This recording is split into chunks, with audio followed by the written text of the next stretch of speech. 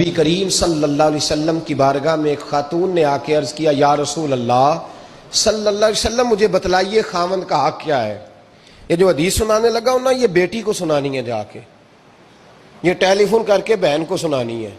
صرف بیوی کو سنانے کی نہیں ہوتی یہ چیزیں۔ یہ حدیث بیٹی کو سمجھائیں، بہن کو سمجھائیں، ان لوگوں کو سمجھائیں، تاکہ اور یہ یاد رکھیں خاوند کے حقوق اگر بچی کے گھر والے اسے سکھائیں نا تو اس کی سمجھ میں جلدی آ جائیں گے، اور بیوی کے حقوق اگر خاوند کے گھر والے اس کو سمجھائیں تو اس کی سمجھ میں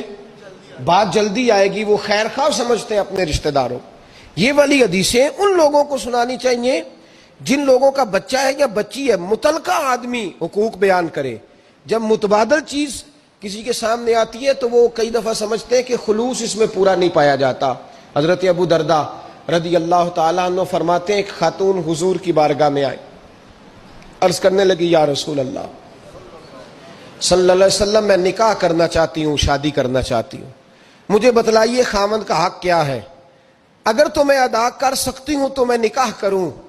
ورنہ میں اس کام سے بچوں۔ میرے نبی کریم علیہ الصلاۃ والسلام نے فرمایا، بی بی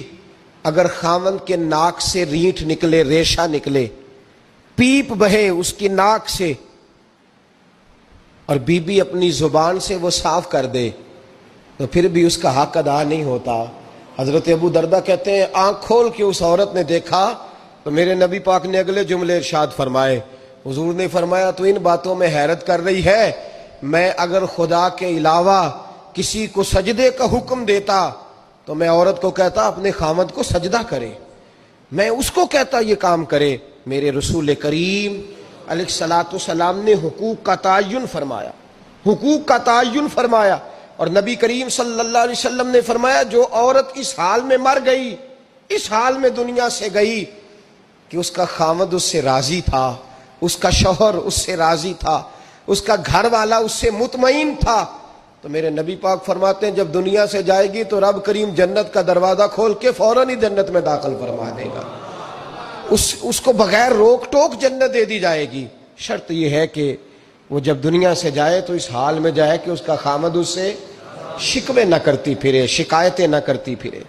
شکایتیں نہ کرے۔ ہمارے زمانے میں شکایتیں ہوتی ہیں، اور خواتین عورتیں اس بات کو سمجھتی نہیں کہ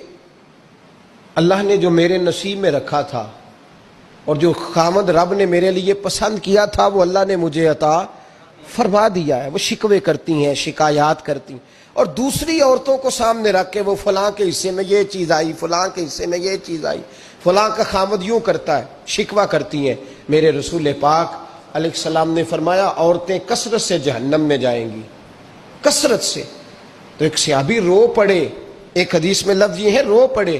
عرض کرنے لگے یا رسول اللہ وہ ہماری مائیں بھی ہیں، بیٹیاں بھی ہیں، بہنیں بھی، حضور جہنم میں جائیں گی؟